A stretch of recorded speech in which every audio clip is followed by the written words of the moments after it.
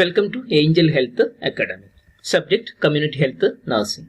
Topic for the day is Supervision Part 2. I have already uploaded Supervision Part 1 video and this is the Part 2 Supervision video. Part 2 includes Supervision Criteria or Criteria for Supervision, Essential Qualities of a Supervisor, Factors of Effective Supervision, Functions of Supervision, Functions of a Supervisor, Duties and responsibilities of a supervisor, advantages of supervision and disadvantages or demerits of supervision. So these are the content will be included in the today's video, that is part 2 supervision video. So then I will be uploading one more video, that is part 3, that is an important short note in community health nursing, supervisory responsibility of community health nursing, B.Sc primary health center or in primary health care level, or supervisory responsibility of the community health nurse. So let us discuss about the part 2 video of supervision. So next is the supervision criteria. Criteria for good supervision. So there are 7 set criteria for good supervisions.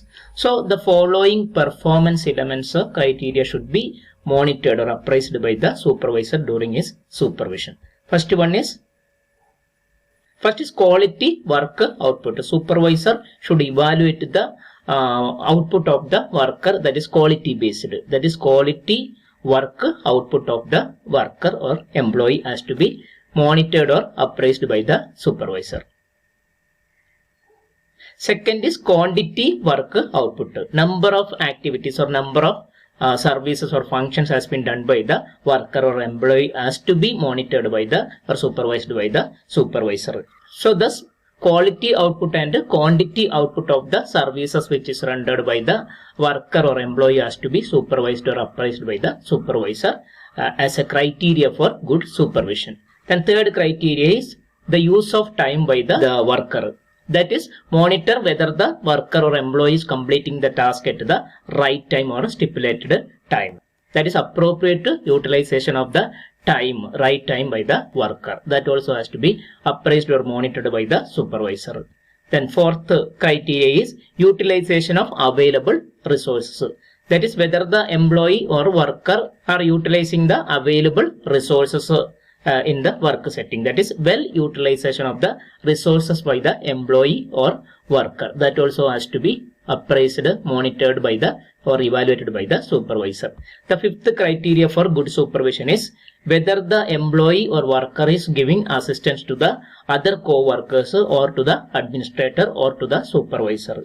So assistant to supervisor or the co-worker also has to be monitored or appraised by the supervisor. This is another criteria for good supervision. Then sixth criteria is suggestions to the co-workers. Whether the worker or employee is giving the needed suggestions to the co-workers or not. This also has to be appraised or monitored by the supervisor as a good criteria for supervision. Then there are many other criteria also has to be supervised or monitored by the supervisor during the supervision process, that is others. So these are the important 7 criteria of supervision or criteria for effective supervision. So that is quality work output, quantity work output, use of right time or time use, well utilization of available resources by the worker or employee, assistance to the co-workers or supervisor by the employee or worker, suggestions to co-workers and others. So these are the 7 important supervision criteria a supervisor has to appraise or monitor during the supervision process. The next is essential qualities of a supervisor, the essential or basic qualities of a supervisor. So there are many qualities of supervisor should have to render the effective supervision process. So I have made a mnemonic for the essential qualities of supervisor as essential qualities of supervisor. So I am not expanding the supervisor. My mnemonic is until of essential qualities of supervisor. So E stands for emotional control or emotionally fit. A supervisor must have a good emotional control and he should be emotionally fit. Then S stands for sound professional and technical knowledge.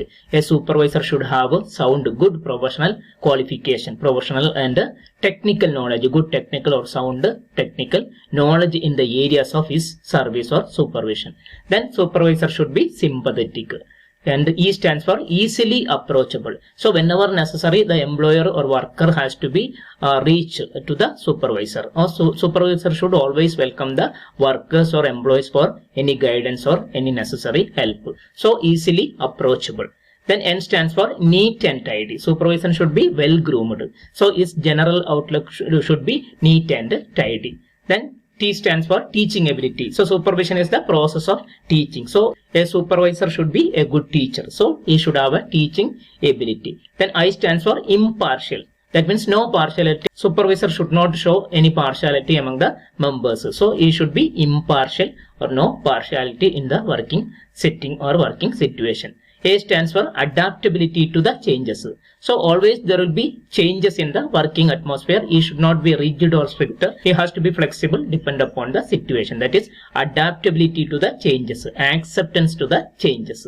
Then L stands for he should have a good listening skill. So he should listen well from the employees or workers and their problems and whatever happens during the working situation. So L stands for listening skill. So these are the first part of the qualities of a supervisor, like essential, emotional control, emotionally fit, sound professional and technical knowledge, sympathetic, easily approachable, neat and tidy, that is well groomed, teaching ability, impartial or no partiality among the employees, adaptability to the changes which occurs during the work settings, then good listening skill, that is L stands for listening skill.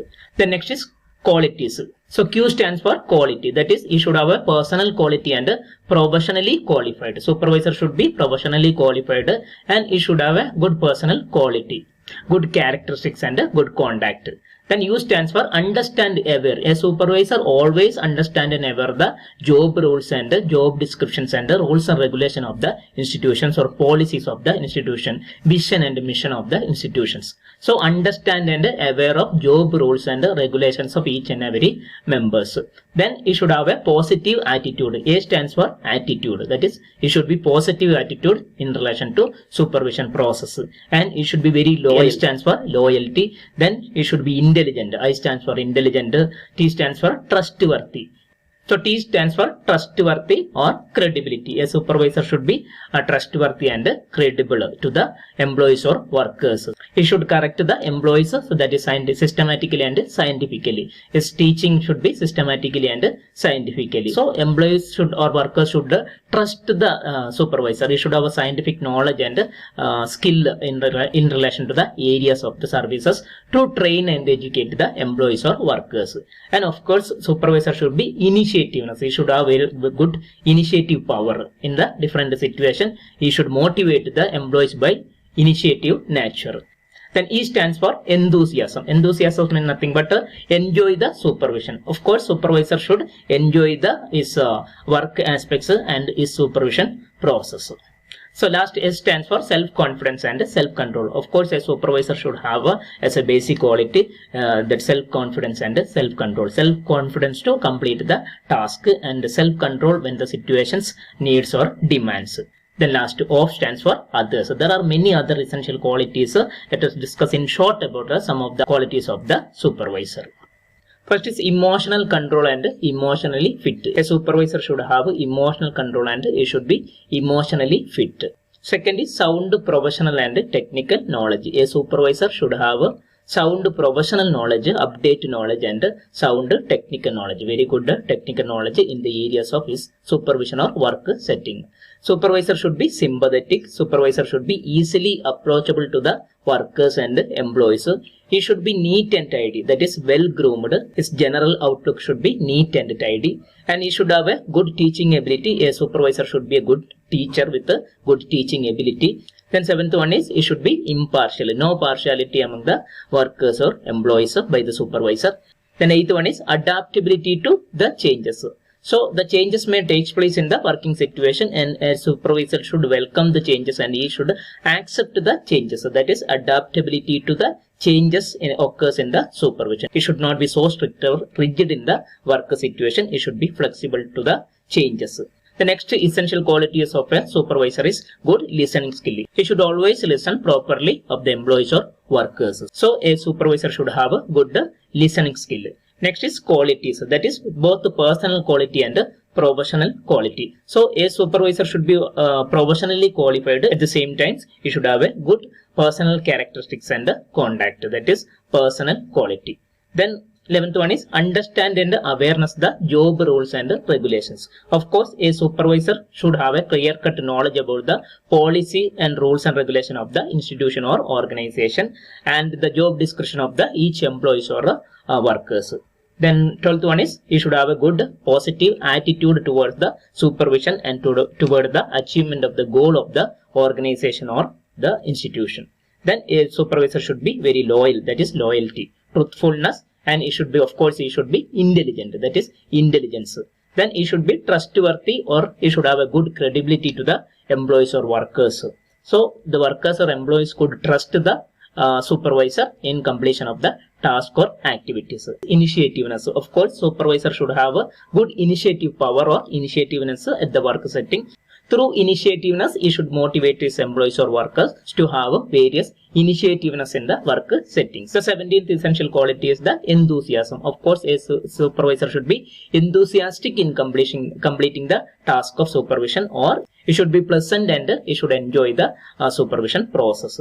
The last one is self-confidence and self-control. Of course, a supervisor should have a good self-confidence to complete the task and do the supervision, and at the same time, he should have a self-control in different situations when various problems and a dispute occurs among the workers and between the supervisor and the supervisee or supervised. So these are the major essential qualities of a supervisor. Then we have some other important essential qualities of a supervisor. So other qualities of the supervisor: he should have a good health, good communication and interpersonal relationship skill, good experience in the field where he works or where he supervises the employees or workers, good human relations. Supervisor should be a good human with good human contact and a relationship with the employees or workers. That is good human relation.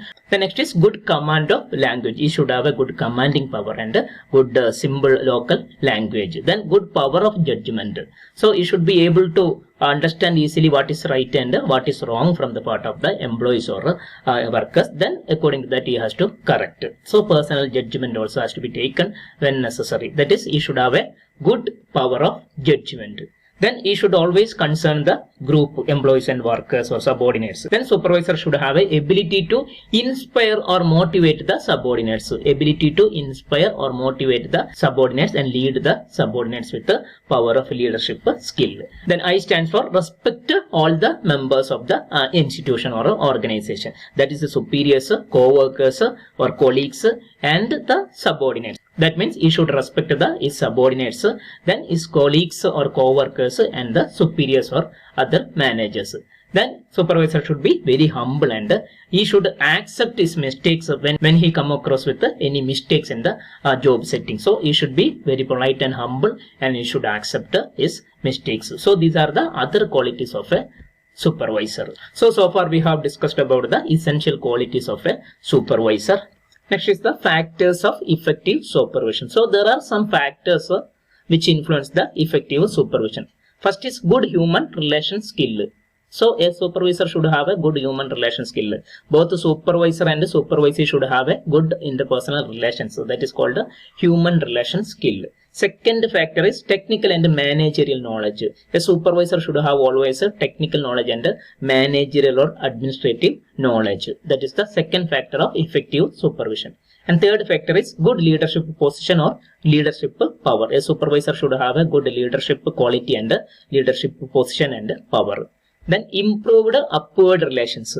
So in an organization there are top level, middle level and lower level. So supervisor usually in the middle level, or he should have influenced the upward relations, that is the superiors, to make changes and to get the adequate budget or financial support to provide the adequate basic resources, supplies and equipments to the employees to render the quality based services or activities. Then next is relief from non-supervisory duties. Of course, supervisor should not have additional burden or additional responsibilities. He should be maximum supervised 10 subordinates, not more than that. And he should be completely relieved from other non-supervisory duties. So fifth factor is relieve the supervisor from the non-supervisory duties.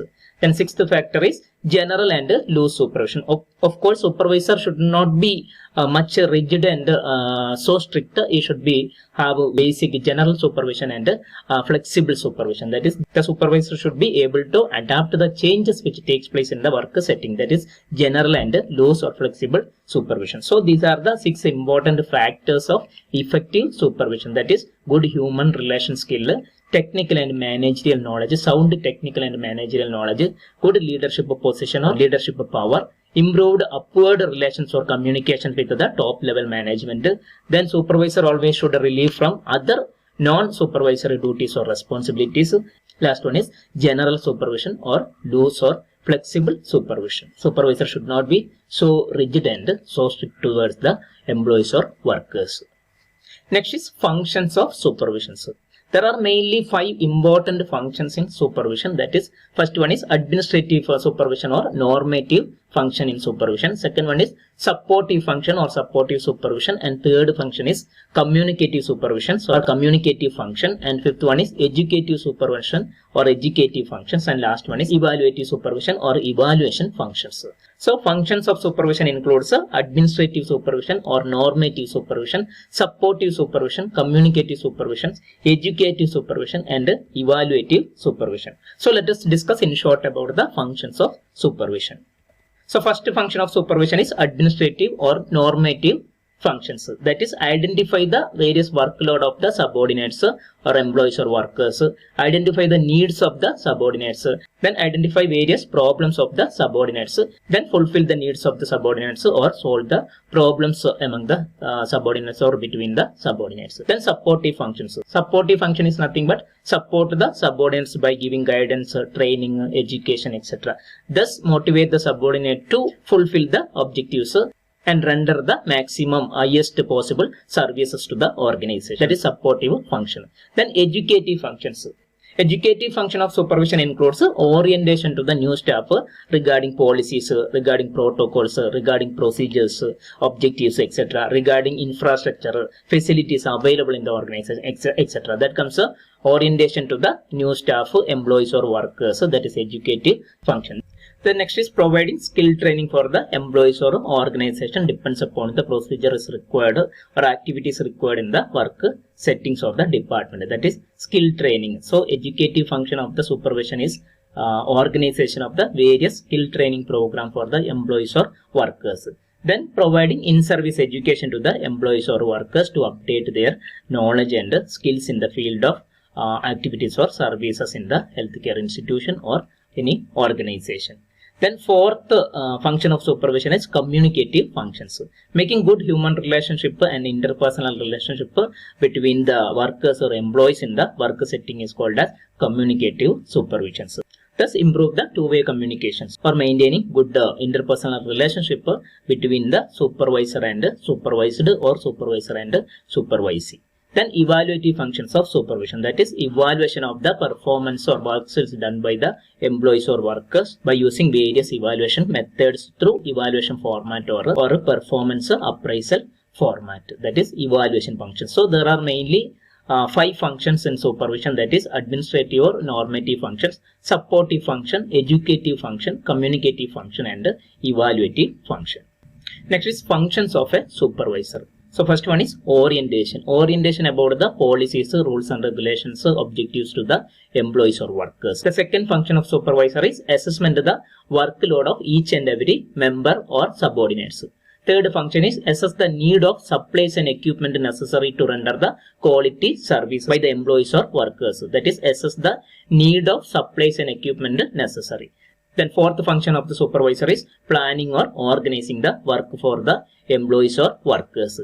Then fifth one is issuing the order or command to the employees to render the services, issuing the order. And sixth one is motivation of the employees or workers. Sixth function of supervisor is motivation of the employees or workers. Then seventh function is maintaining the coordination with the worker or cooperation with the worker or coordination among the workers and coordination between the lower level and middle level and upper level. So is maintaining the coordination with the worker or coordination among the workers. Then eighth function is facilitate the flow of communication, that is from lower level to middle level and middle level to upper level. That is facilitate the flow of communication or two-way communication between the supervisor and supervisee and supervisee and supervisor. Then ninth function of supervisor is guidance and counseling of the employees or workers when necessary. Guidance and counseling for the employees or workers to solve the problems. Then 10th function is act as a liaison or link between the lower level workers or employees to the upper level workers or top level management. So act as a link between the lower level workers, employees to the top level management. The 11th function of a supervisor, help the individual or the worker or employee to solve or cope up with the certain problems which occur or come across, which occur in the work settings. Then 12th function of a supervisor is evaluation of each and every worker with the evaluation format. So evaluation of the worker or appraisal of the performance of each worker. The 13th function of a supervisor is establish the control in the work setting and improve the confidence of the workers or employees to accomplish the task or to fulfill the objectives of the organization. So establish control in the work setting and improve the confidence of the workers or employees to complete the task and achieve the goals of the organization or institution.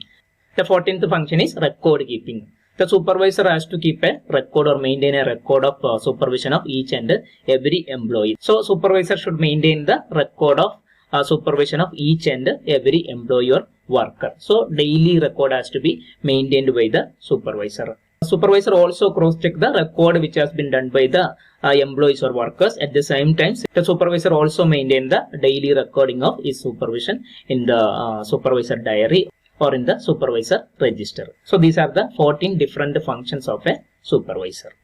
Next is duties and responsibilities of a supervisor. Duties and responsibilities of a supervisor. The areas of responsibility of a supervisor can be classified into 4 areas, that is responsibility towards the workers or employees or subordinates, responsibility towards the authority or agency or organization, that is top level management, responsibility towards the self or towards the supervisor, and responsibility with his colleagues or co-workers. So responsibility of the supervisor can be classified into or can be categorized into responsibility towards the workers or subordinates, responsibility towards the authority or agency or top level management of the organization, responsibility towards the self or towards the supervisor himself or herself, and responsibility towards the colleagues or other co-workers. So these are the 4 different areas of the responsibility of a supervisor. So let us discuss the duties and responsibilities of a supervisor in short. So duties and responsibility of supervisor. There are nearly 11 important duties and responsibility of a supervisor. First one is understand the duties and responsibility of his own. So a supervisor first should understand his own duties and responsibilities. That is, understand the duties and responsibility of his own. Second, inform the subordinates about the policies and the procedures of the organization or institution. Inform the subordinates about the policies and procedures of the organization or the agency or the institution. Then plan the execution or implementation of the various work in the work setting. Plan the execution of the work. Then divide the work among the employees or workers and direct the work and assist the employees to complete the task or activities or work. So divide the work, direct and assist the employees to complete the work or task. The 5th duty or responsibility is improve the on work method, that is supervisor on work method, his knowledge and his skill. So improve the on work method, style of work, knowledge, updating the knowledge and improve the working skill. Then 6th duty and responsibility is teach and train the personnel or employees or workers. Teach and train the his subordinates, that is employees or workers. 7th is cooperate with the colleagues or co-workers. Cooperate and coordinate with the co-workers or colleagues. 8th duty or responsibility is evaluate the performance of the workers, subordinates or employees. Evaluate the performance of the workers or employees through performance appraisal. The 9th duty is correct the mistakes and solve the problems. So correct the mistakes of himself, that is the supervisor mistakes. If any mistakes if any mistakes could happen, or correct the mistakes of the employees or subordinates, and solve the problems between or among the employees or subordinates. Then 10th duty is deal the suggestions and complaints of the employees.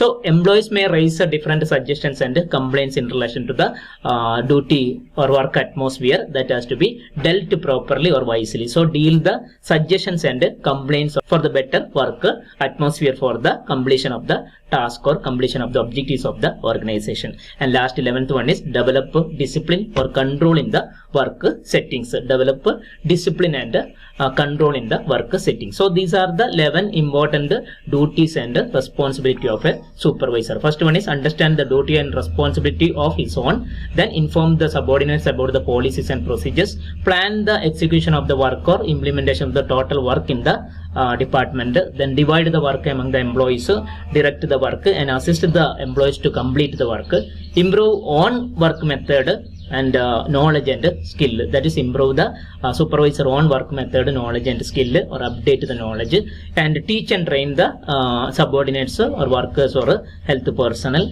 cooperate with the colleagues, other colleagues and co-workers, then evaluate the performance of all the employees or each and every subordinates, correct the mistakes of himself or that employees or subordinates, and solve the problems that takes place or occurs in the work setting, deal the suggestions of the employees or workers, and positively deal the complaints of the employees or workers. Then develop the good atmosphere in the work setting through control and developing the discipline among the workers. So these are the 11 important duties and responsibilities of a supervisor. Next is the advantages or benefits of supervision.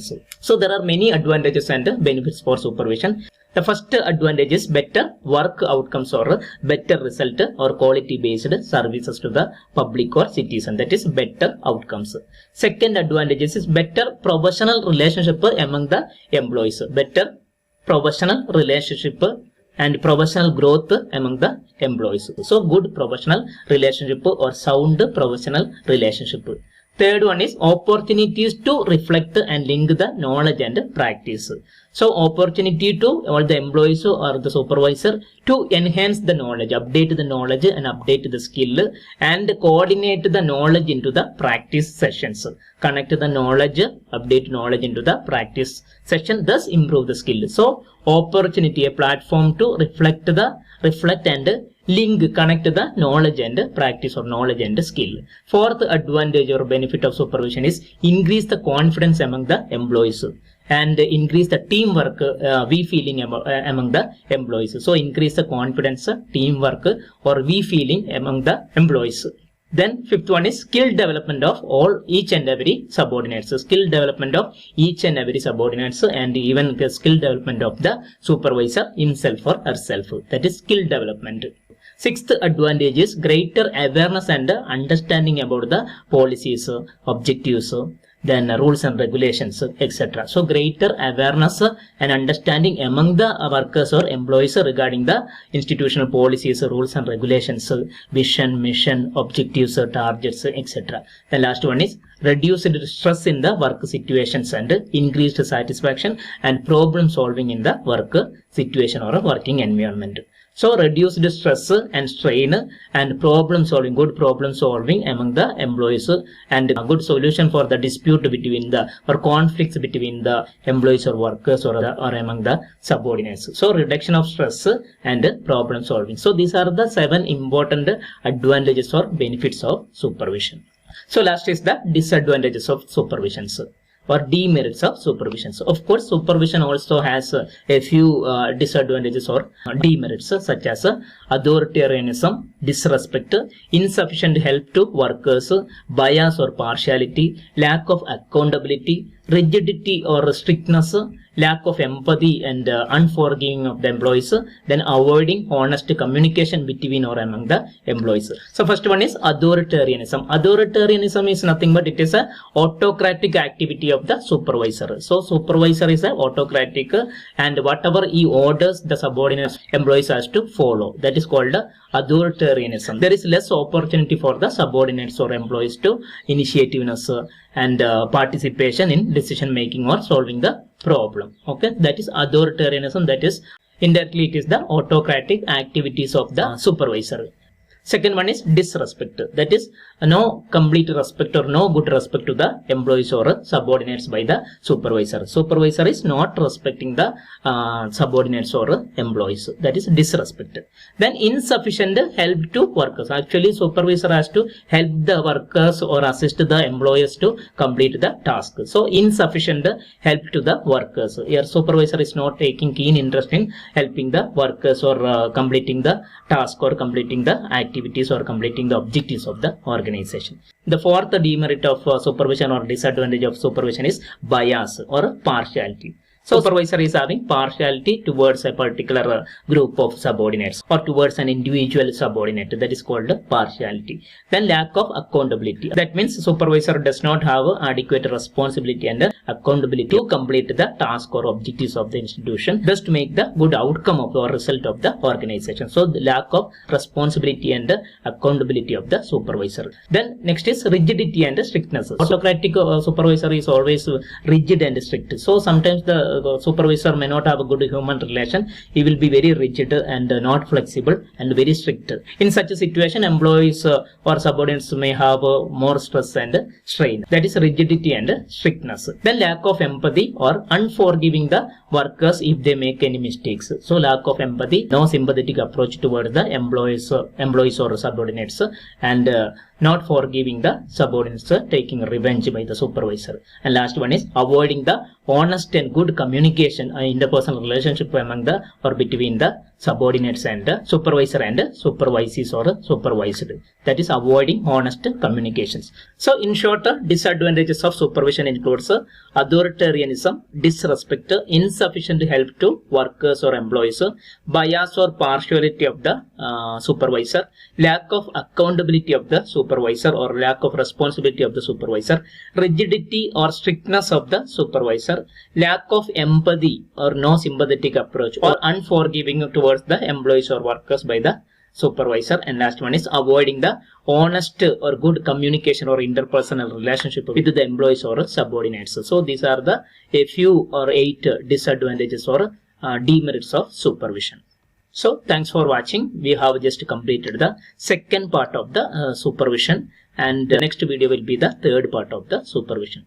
So thanks for watching. Hope this video really benefits in your studies. If you feel it is worth and benefit, please like, share and subscribe my channel, and stay tuned with the Angel Health Academy for the third part of the video of supervision, that is supervisory functions of the community health nurse in PHC or in primary health care level.